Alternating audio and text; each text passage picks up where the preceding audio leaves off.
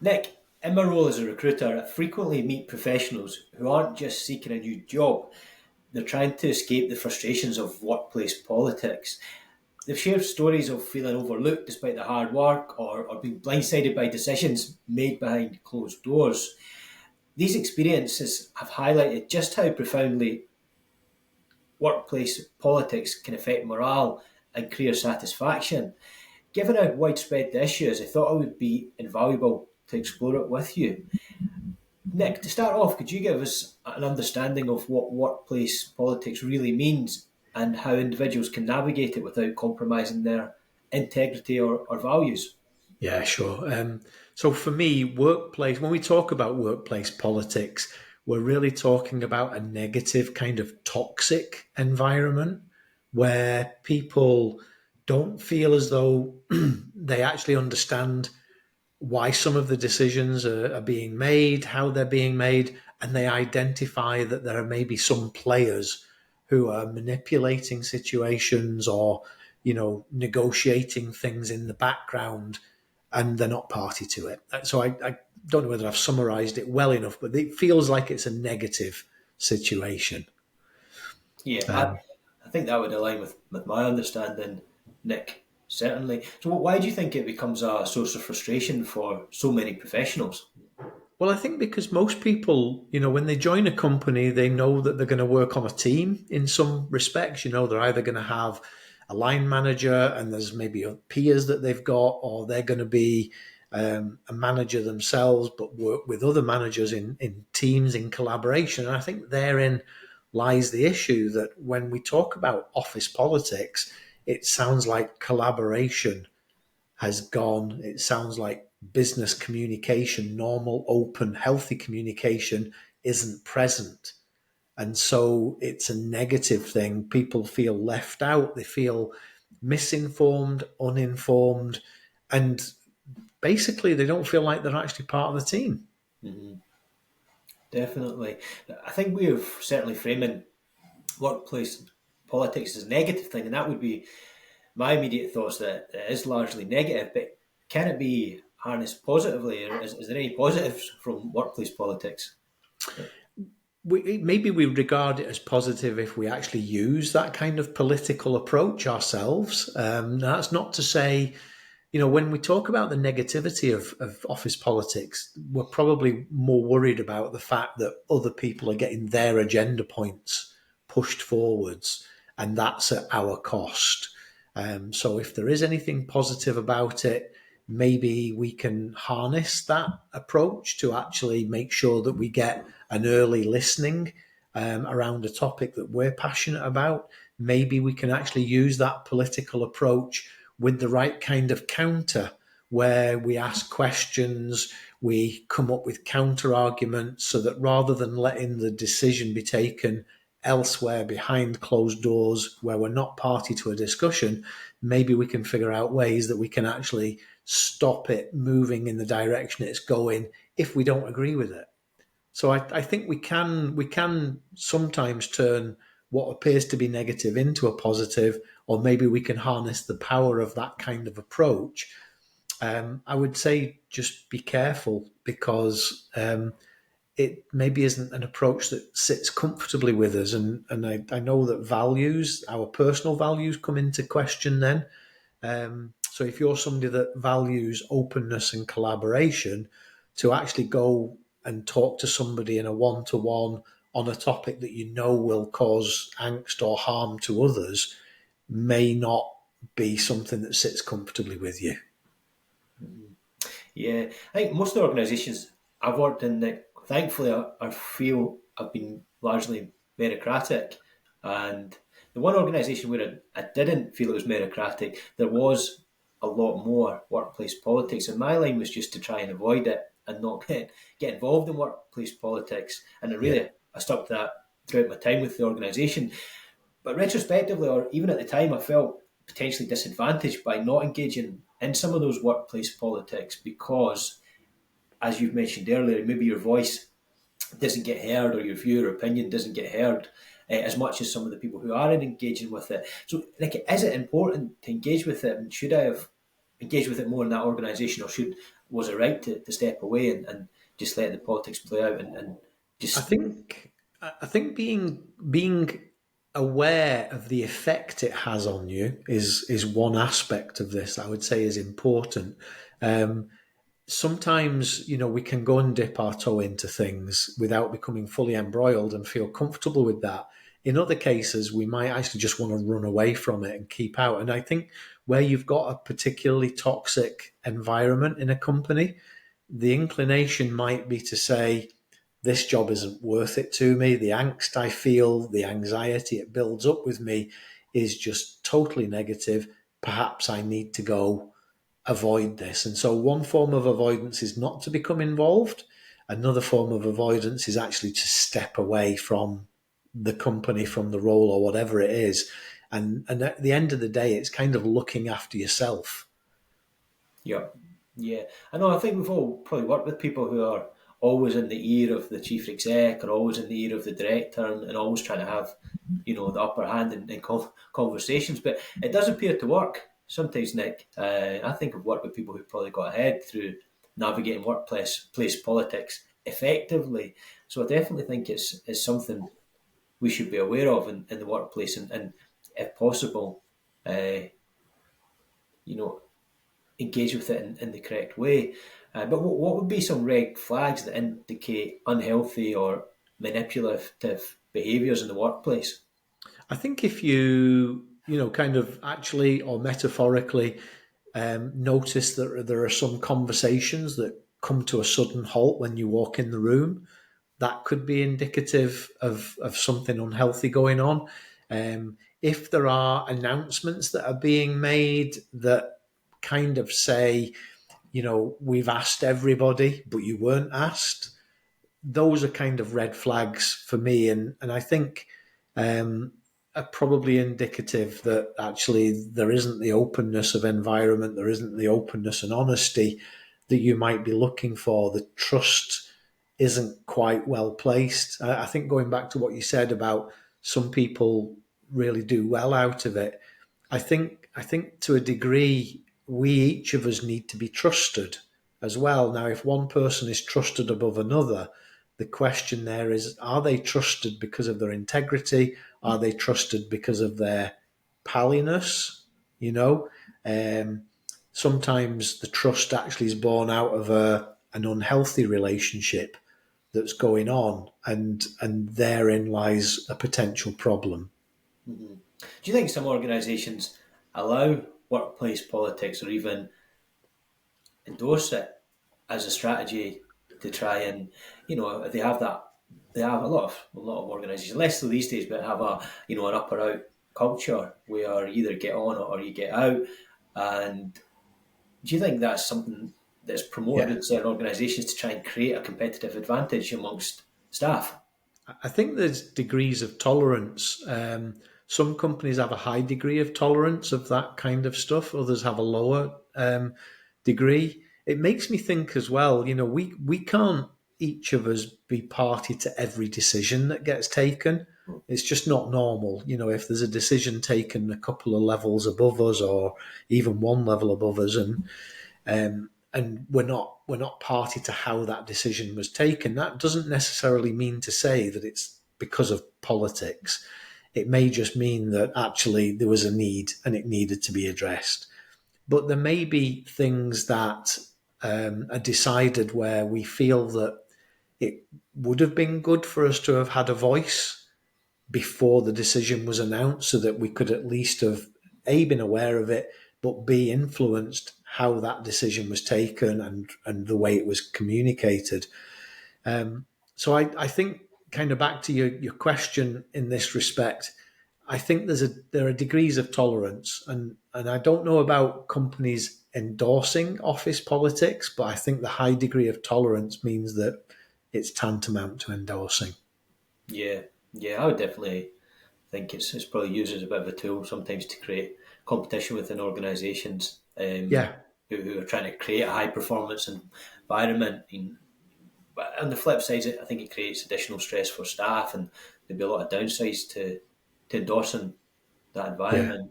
So if you are working in politically charged environment. Nick, what strategies can individuals employ to build genuine and trustworthy relationships with their colleagues and superiors?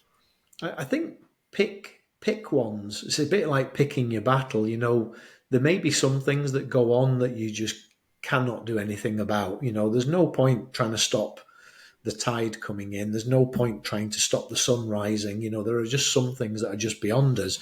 But I do believe that we can build alliances. So that's a useful thing to do always. It's kind of like having a strong network. So build alliances in the business. Um, have strong interpersonal communications going on. Share concerns where it's valid to share them, but don't share them in a kind of a condemning way. Share them in a kind of this is the impact kind of way. So it's a bit like I think we might have talked in a previous episode, Andrew, around having difficult conversations with somebody, and there's this kind of situation, behaviour, impact kind of approach to it. So SBI means if we're talking to somebody, we might say to them, "This is the situation." So recently there was an announcement made, and the behaviour that we might hint at or talk about is it looks like the decision was made without my inputs to that. And the impact might be actually, I think you've missed a point. There's an important point that wasn't taken into consideration. So, adopting that kind of approach when dealing with things might be helpful because the person that's making the announcement may be unaware that you had a voice on it, that you had an opinion on it, or they may have been persuaded by somebody else that there wasn't time or it wasn't valid or something like that. So I think work at building positive relationships, pick your battles, and yeah, don't think that you need to go and tackle everything that goes on. Understand. So if you are faced with situations that maybe go against your values, how can you maintain integrity during those periods, Nick, and avoid compromising your values? I think be clear about the fact that you don't necessarily endorse the decision. When a decision's been taken, though, as a good team player, we have to go along with it unless we can successfully argue that the decision is actually going to be counterproductive. But where the decision's been taken, there's no point us just, crossing our arms, sitting in a corner of the room and saying, I'm not joining in, because that then creates stress, strain that's unnecessary. But I would say that to maintain our integrity, to align with our values, I think we just have to be open and honest about our disagreement with it, but then be the team player that hopefully we all are. Yeah, quite a common conversation that I'll have, Nick, with professionals who are maybe looking to leave a job because of office politics is that the decision's been taken without their visibility or input, and because that decision's already been made, they maybe don't have an understanding why that decision's been made. They maybe disagree with that decision, and they don't feel that they've been consulted. But that decision's now directly impacting them, and that's I'd say fairly common. And so someone finds themselves in that position and the decision's been made, there's not much they can now do about it. Is it still worth them raising that with their superiors and having that battle, or is it just time to either deal with it or move on? It's always worth raising it. Um, I don't think it has to be raised in an acrimonious way. It can be raised in a way that, hey, this has been decided. I'm really not on board with the decision, but I understand that it's been made and we can't turn the tide. Fine. If it is a matter of something that can be changed, it might not be that you don't agree with the whole decision. You might just disagree with one aspect of it. And so it might be possible to negotiate a slight change, which then makes it more comfortable for you to accommodate. Um, but it's always worth voicing it because when you voice an opinion, unless people are totally thick skinned, hard as nails, they will take account of the fact the next time that you do have opinions about things. Where you don't say anything and you just mutter in the background, your opinion's lost. Yeah, it's quite common. I'll speak to people and I'll ask them, "Have you raised this with the organisation?" And they'll say no. And I suspect a lot of issues come out. I know some companies do exit interviews, which is probably a good strategy, but it's probably a bit too late. Yeah, If you're identifying an issue on someone's exit that could have been resolved before it got to that point. But yeah, when often I'll ask people, have you raised it? They'll say no. I say, well, you should have that conversation, and I completely agree with your advice, Nick, especially if you're thinking of leaving the organisation anyway, because there's very little to lose by having that conversation, but right. probably everything to gain, and you might be surprised at the outcome. Um, but what, Yeah. Sorry, go on. yeah, I was just I'm just looking to discuss leadership, and I think one of the big things I think in my experience is if leaders are transparent and you understand and you trust that they're making the decisions in good faith, I don't. People generally don't have an issue with it. Even if those decisions impact you, you'll generally take those decisions and take them on board and be happy enough with them. So, like, what role do leaders play in fostering a positive and collaborative work environment that minimises unhealthy Yeah. political behaviours? It's incredibly important that leadership is seen to be balanced and is seen to be embracing everybody on the team. That doesn't necessarily say that every decision ends up being a compromise based on everybody's inputs. Um, but the fact that people feel as though they were listened to is really important. It may be that they've had their say, but the decision still goes in a direction that they themselves don't feel totally comfortable with. But the fact that they felt listened to is really, really important. So a strong leader, a good leader, will not just talk to one or two people or be influenced by one or two and then decide that on behalf of the whole team. They will seek opinions, they will seek inputs from everybody, but then a strong leader is the one who decides this is where we're going, this is how we're doing it. So this kind of political approach where there's mutterings in the background or side conversations or behind closed doors conversations, except on perhaps some sensitive topics, I think they're there to be avoided. Let's get everybody together and say, what do you all think? And then actually be patient in listening to everybody's opinion.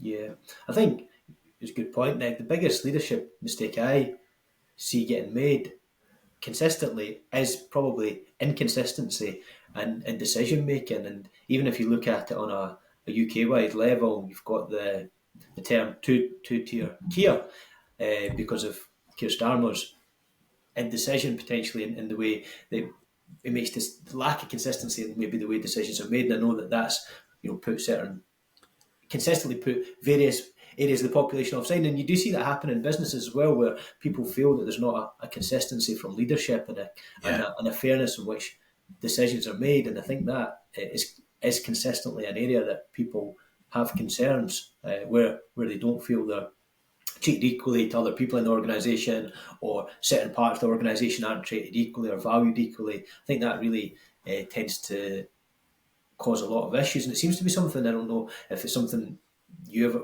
have in your coaching sessions, but it seems to be something that leaders are sometimes blindsided by to a certain extent when it's such a big issue. Hmm. What's your experience in an inconsistency of leadership decisions, Nick? Is that something that's fairly common? Is it something that leaders are even aware of themselves? Is it something that they get blindsided by? Why does it I, happen I so think often? I think the strong leaders, experienced leaders, let's say, as well as strong leaders, are ones who know what's important for the business rather than important for an individual. They're ones who know that the inputs from certain individuals are politically motivated or personally motivated, and they know how to garner that kind of balanced view that's going to maintain onboardness of as many people as possible in the team.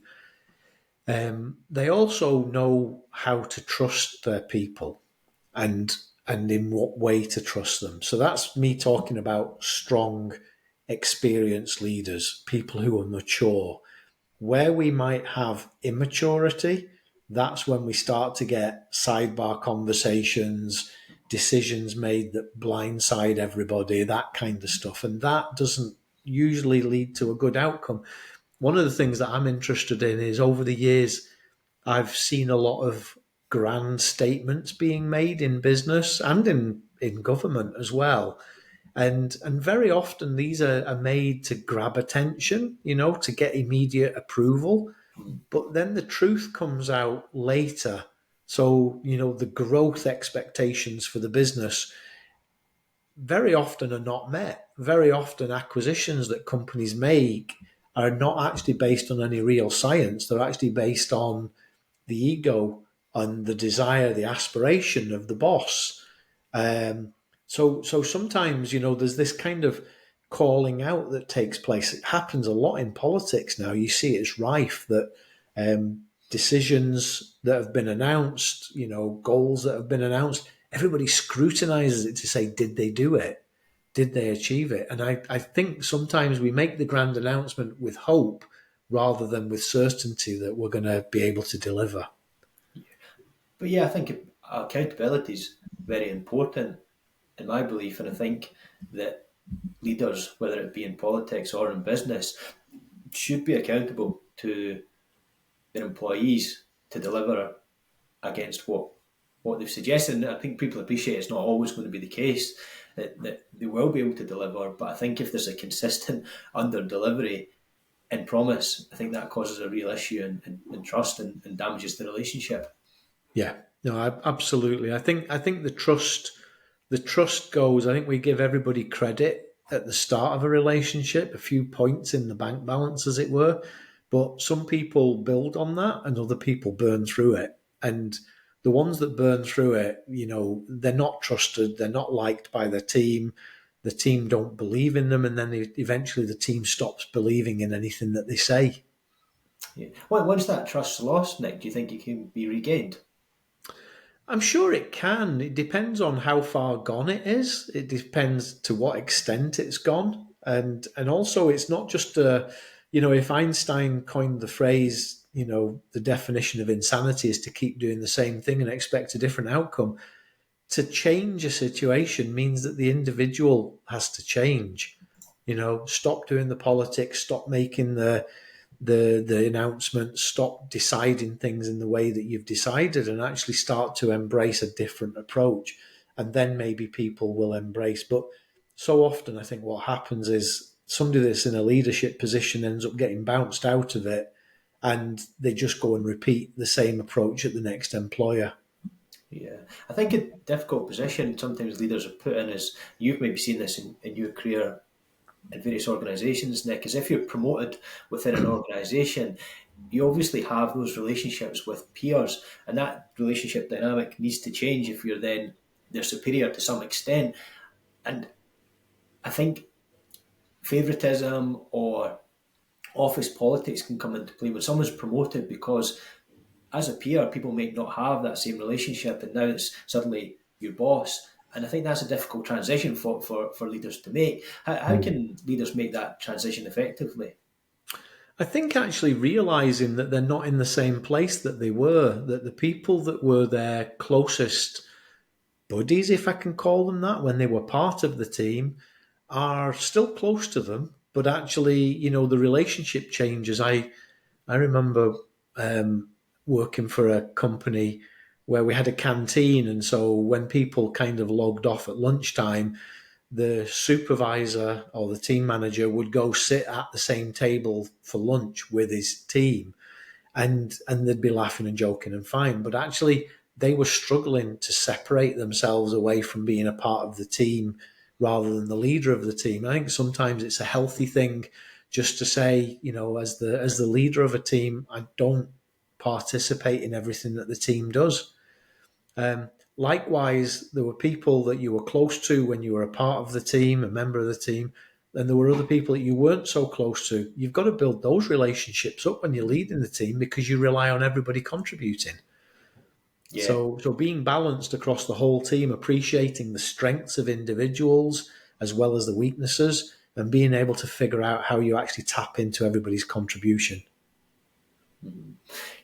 Nick, I don't know if you could share an example, obviously without naming names, of a time there's been maybe difficult workplace politics within an organisation you've worked in, how these workplace politics have been effectively navigated, and if there was a positive outcome at the end of it. Are there any situations you immediately spring to mind throughout your career where there's been a difficult situation or some turmoil that's affected the workforce, and how it's been steered out of that situation effectively?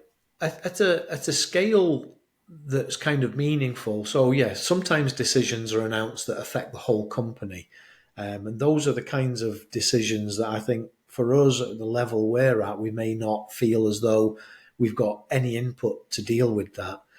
But at a meaningful level, there was a decision that was made about some shift working. So this was back early in my career where some decision was made around shift working. We were all going to be changed and working shifts, which for me was fine because I didn't have a family and other commitments to worry about. But for some members of the team meant that they had childminding to rearrange and all sorts of other things. The decision was taken without any reference to anybody. It was all done for the good of the team, for the good of the company. Further conversation would have arrived at a balance of things where some team members were quite happy doing certain shifts that were unsociable, and others were happier with a decision that was actually going to mean that their current arrangements were largely unchanged. The way we got round it was by asking questions. I think sometimes asking questions in a non confrontational kind of way is a really useful way of saying you didn't take everybody's circumstances into account. What it caused in that particular case, as I say, it's a long time ago, what it caused in that case was a rethink that meant that some members of the team were prepared to step up and take on a change, and others weren't asked to. But still, it engaged the team because everybody felt that they'd been listened to. Mm-hmm. I want to just ask you briefly a real life example. I've been discussing with someone recently, Nick, and they won't be identifiable from this. But so they have an issue where a large part of their role's been taken away from them. They're senior, they report into the chief exec, and Yeah. that decision has been made by the chairman of the business, not the chief exec. And they've taken it up with the chief exec to say, listen, I'm not happy about this portion of my role being taken away from me. I really enjoy it and I actually want to build upon it. And the chairman's taken the decision that there's a new department going to be started that's going to look after that portion of the role. So it'll no longer be within their remit. They feel that the chief exec not giving them a fair representation to the chairman, although they're removed from the chairman, so they don't have that direct line of communication. Would you advise that person to bypass the chief exec to directly communicate with the chairman, or would that be a big no-no and something that would put them, I think the it chief depends on executive, the in position? situation. If the chairman is the one that's made a decision, presumably the chief exec has endorsed the decision for a part of somebody's role to be taken away. And so where that's happened, I think going back through the chief exec is the right way to go. But to do it in a way which, almost kind of let's make sure that there's something documented. Because if the decision has affected, if it's me, if the decision has affected me in an adverse way, then I would want others to know why the way it's affected me is adverse. It may be that you've taken away a particular part of the job that I love doing. It may be that there were other options that were available that they weren't aware of. So being positive, proactive, balanced in our approach, rather than treating it as a fight, treat it as something to be pursued, would be rather more positive. And it may be that you can encourage that decision to be rethunk, and therefore it doesn't quite go down that route. If the decision doesn't take, and then you have the choice of living with it or deciding on another course of action. We always have choices. I think this kind of comes back to the beginning of this. When it comes to office politics and decisions that we feel haven't been thought through or have gone against us, we've always got choice. We're not ever without a choice. And the choice, we effectively sell our time to the company in return for a salary. It would be great if we could sell our time to a company that we really believe in, that we really trust. All the values are aligned, everything's rosy, it's great. But the office politics topic kind of defines that it's not like that. Hmm. So then we have choices. Do we continue to sell our time to the company or not? Do we go to another part of the company? Maybe we can figure out a way that we can move from one role to another to avoid those office politics, or to an area where they've got the politics are different and we can cope with them. We've always got choices, and I've only outlined a couple there. There are lots of choices available to us. And I think that, for me, is the key to coaching people in business, is that decisions aren't just this or that. Decisions really kind of come on a spectrum. We've got a range of options available to us. We just maybe haven't actually sat and thought about them. Yeah, I think that's a great point, Nick. You've actually just answered my last question, Nick, which I was going to ask you. What advice would you give to somebody who's in that position, basically, considering changing jobs due to workplace politics? But I think you've given a fairly comprehensive answer there, Nick.